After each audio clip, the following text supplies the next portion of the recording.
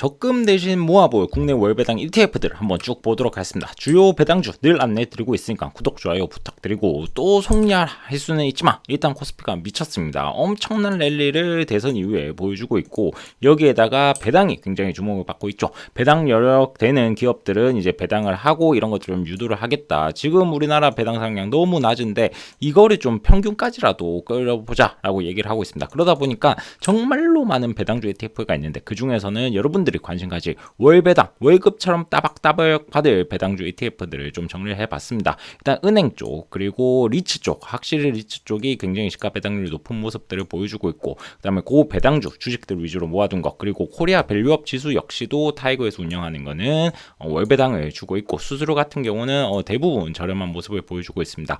우선 첫 번째는 고배당 주식들 위주로 모아둔 플러스 고배당주와 키움 고배당을 비교해 보겠습니다. 한 4.2%, 4.95% 굉장히 높은 시가 배당률을 보여주고 있고, 얘 같은 경우는 유동 시총 상위 200개 중에서 뽑는 모습, 얘는 배당 수익률만 놓고 뽑고 있는 모습을 보여주고 있고, 최근 수익률을 본다면 대부분 비슷하게 가고 있는 모습을 보여주고 있습니다. 키움 고배당 포트폴리오 1등이 현대 엘리베이터로, 지금 주가 흐름이 매우 좋고 포트폴리오 비중도 높아서 한번 보도록 하겠습니다. 실적, 영업이익 모두 우상향하고 있는 굉장한 모습을 보여주고 있고, 24년도에 배당 성향이 무려 108%, 거기다가 시가 배당률이 10%가 넘는 사기적인 모습을 많이 보여줬고, 지금 또 주가가 올랐지만 시가 배당률이 7%대가 나올 것 같습니다. 아니, 천호개미야, 엘리베이터 그렇게 성장 산업인가 해서 봤더니 일단 국내 점유율 같은 경우는 40% 1등을 하고 있고, 주로 HD 현대에서 만드는 쪽에서 수주를 받아오긴 하고 있습니다만,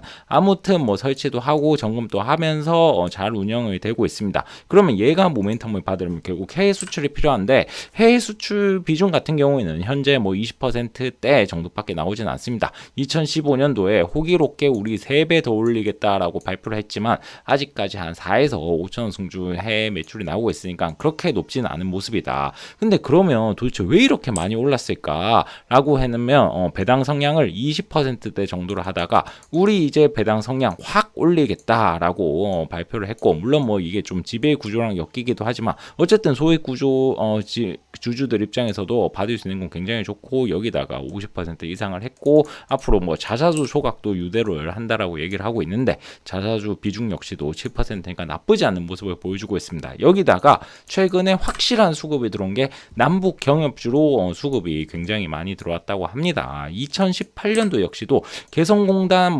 재개 이런 이슈들과 함께 엮이면서 2018년도의 주가가 거의 3배 가까이 뛰는 모습을 보여줬거든요. 그렇기 때문에 다시 한번 정상회담이 온다면 수급으로도 움직일 수가 있고, 정상회담이 안 오더라도 나는 시가 배당률 7% 받으면서 그냥 있겠다, 근데 난 이거 잘 모르겠다, 근데 현대 엘리베이터는 좀 사고 싶다 라고 하면 키움 고배당주를 선택하시면 될 것 같습니다. 두 번째는 코리아 밸류업입니다. 시총 상위사 중에서 PBR, ROE 이런 것들을 종합적으로 봐서 담고 있고, 그러다 보니까 아무래도 하이닉스나 삼성전자, KB금융, 하나에어로스페이스 이런 좀 시가총액 굵직굵직한 종목들 위주로 당겼다라고 보시면 될 것 같습니다. 수익률 자체가 코스피랑 비교해서 나름 나쁘지 않지만 그렇게 생각보다 최근 고배당주나 이런 것들 움직임에 비하면 굉장히 약한 모습을 보여주고 있고, 거기다가 시가 배당률 역시도 0.9%니까 다른 월배당 ETF에 비해서는 좀 아쉽죠. 시가총액 순서대로 담다 보니까 거의 30%가 하이닉스, 삼성전자를 담고 있고, 근데 삼성전자가 매우 힘드니까 이 밸류업 지수 역시도 잘 못 가고 있는 모습입니다. 삼성전자 얼마나 심각하냐, 여러 번 얘기 들었지만 DS 사업부는 반도체 영업이익 1조 원대로 최악의 실적을 보여줬고, 그나마 핸드폰, 가전 이런 걸로 좀 버텨오긴 했지만 그마저도 하이닉스의 1등 자리를 빼앗기는 영업이익을 보여줬습니다. 몇 년째 바닥을 찾고 있다, 하반기 바닥 찍고 올라간다, 2분기 바닥 통과해 올라간다, 이런 얘기들 지금 몇 년째 듣고 있는데, 그럼에도 아직까지는 국내 시가총액 1등이기 때문에 밸류업 지수에 계속해서 나름 큰 비중을 편입이 될 것이고, 그렇기 때문에 삼성전자가 못 살아난다면 주가 움직임도 사실 좀 별로일 수밖에 없고, 월 배당 ETF를 쓸 매력도 시가 배당률을 봤었을 때 조금 낮지 않나 싶습니다. 세 번째는 은행 위주로 모아놨습니다. 코덱스 은행, 타이거 고배당 플러스 은행, 소울금융지주 플러스 고배당이 있는데, 있는데 은행주 같은 제가 좀 좋아하기도 하고 여러 번 얘기 들었지만 적금을 넣을 바에는 은행주를 적금식으로 사는 것들이 제가 백테스팅을 여러 번 해봤지만 훨씬 좋은 모습들을 보여줬고 적금 대신에 은행주를 적금처럼이라도 사면 나쁘지 않을 것이다. 이게 아직까지도 제 생각입니다. 코덱스 은행, 고배당 은행 플러스 대부분 뭐 세 가지 포트폴리오를 보시면 뭐 하나금융지주, K금융 4대 금융지주들 위주로 모여 있고 뭐 그렇게까지 포트폴리오 차이가 조금씩 있지만 전체적인 성과를 본다면 거의 비슷비슷하게 움직여주고 있는 모습을 보여주고 있습니다. 주요 금융지주들 4대 금융지주들 1분기 실적을 본다면 우리 금융지주를 제외하고는 모두 실적이 역대급으로 늘면서 또 한 번 최고 실적을 보여주는 모습이었습니다. 금리 인하기인데 이거 앞으로 좋아질 수 있을까?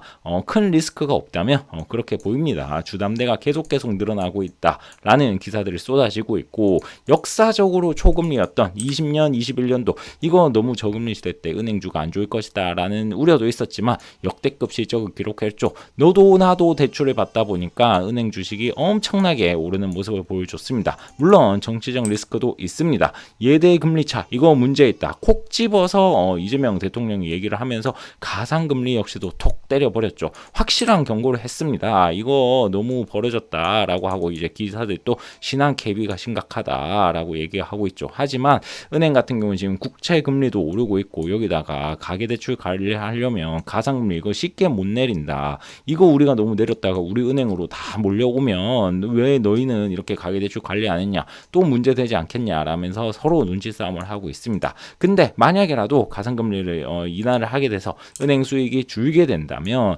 주주한원 배당이나 자주소각은 좀 줄 수밖에 없고 은행주가 최근에 많이 올라온 상황에서 분명한 리스크이긴 합니다.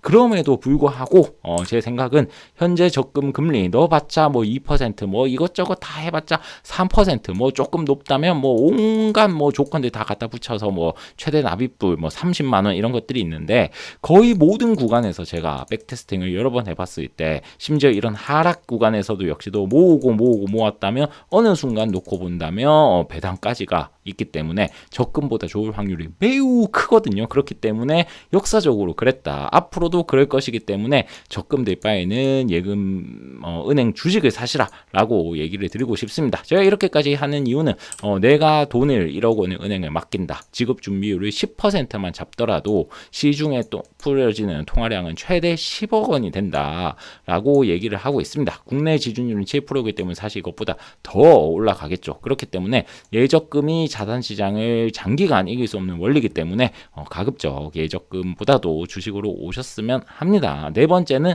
리츠입니다.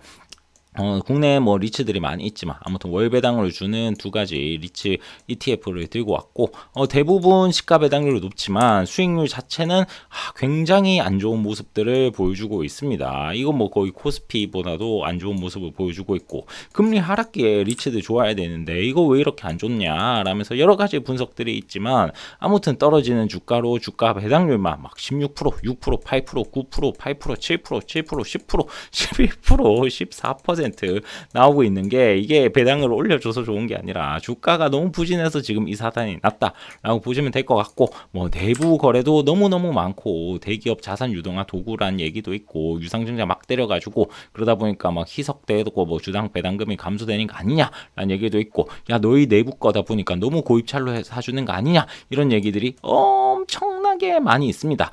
주식시장이 지금 코스피가 이제 좀 고쳐지네 만에 하고 있는데 이것도 한참 걸리는데 리츠까지 정치권에서 관심을 보이려면 사실 굉장히 멀어 보이긴 합니다. 그렇기 때문에 나는 주식 말고 리츠를 반드시 해야겠다. 왜 그런지 모르겠지만 그렇게 생각하신다면 국내보다는 미장으로 가셔서 리얼티 인컴 사면 월배당 따박따박 나오고 배당 수익률도 국내 리츠 10%에 비해서는 아쉽긴 하지만 그래도 잘 나오거든요. 그렇기 때문에 얘로 가시면 좋아 보이고 물론 제 개인적으로는 리츠를 별로 좋아하지 않습니다. S&P 500 대비해서도 별로 안 좋고 리얼티 인검도 제가 과대평가됐다고 영상을 찍었다가 굉장히 많은 시로를 받았는데 아무튼 보실 분들 보셨으면 제가 왜 좋아하지 않는지 설명을 좀 써놨습니다. 국내에 배당 분리 과세 얘기도 나오고 배당 이거 15% 세금 매기는 거 2천만 원 미만은 9% 이하로 추진하게 하면서 국내 배당 또 활성화 시키려고 하는데 꼭 이렇게 됐으면 좋겠습니다. 최종 화면에는 금융주 ETF 한번 적급처럼 모아볼